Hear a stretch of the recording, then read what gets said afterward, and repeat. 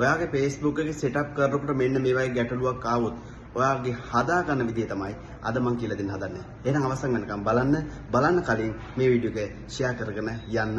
මම මේක කියලා දෙන්නේ පොඩි එක්කෙනෙකුට වගේ තේරෙන භාෂාවෙන්. ඉස්සලාම ඔයාගේ ගැටලුවට ගිහිල්ලා මෙන්න මෙතන ටච් කරන්න. ඊට පස්සේ මෙන්න මෙතන තියෙන නිල් පාට බටන් එක ක්ලික් කරන්න. ඊට පස්සේ ඇතුළට රික්වෙස්ට් එකක් යනවා. මතක තියාගන්න ඕන එකක් තමයි අනිවාර්යෙන් ඔයාගේ රට චෙක් කරන්න ඕනේ මේක අනිවාර්යෙන්. ඔයා වෙන රටක ඉන්නව නම් ශ්‍රී ලංකාව අවශ්‍ය නම් ශ්‍රී ලංකාව දාන්න ඕනේ. මොකද ඔයාට ටැක්ස් නම්බර් ගන්නනවා ශ්‍රී ලංකාව තමයි දාන්න ඕනේ. VPN පාවිච්චි කරනවා නම් අනිවාර්යෙන් ඕෆ් කරලා තියාගන්න ඕනේ. ප්‍රොබ්ලම් ෆොටෝස් තියෙනවා නම් අනිවාර්යෙන් ඒවා ඩිලීට් කරන්න ඕනේ. ප්‍රොබ්ලම් වීඩියෝස් තියෙනවා නම් අනිවාර්යෙන් ඒවා ඩිලීට් කරන්න ඕනේ. මතක තියාගන්න ඕනේ තවත් එකක් තමයි ඔරිජිනල් වීඩියෝස්, ඔරිජිනල් ෆොටෝස්, රීල්ස් වැනි දේවල් දාන්න ඕනේ. වෙනත් අයගේ වීඩියෝස් කොපි කරලා දානවා නම් අනිවාර්යෙන් ඒ වගේ දේවල් කරන්න එපා. ඔයාට නැත්තම් මෙන්න මේ වගේ දේවල් ගන්න බැරි වෙනවා. දින 7කුත් 14කුත් ඇතුළත ඔයා මේ ටික හරියට කරගත්තොත් අනිවාර්යෙන් ඔයාට මොනිටයිසින් ඇප් ටූල් එනවා.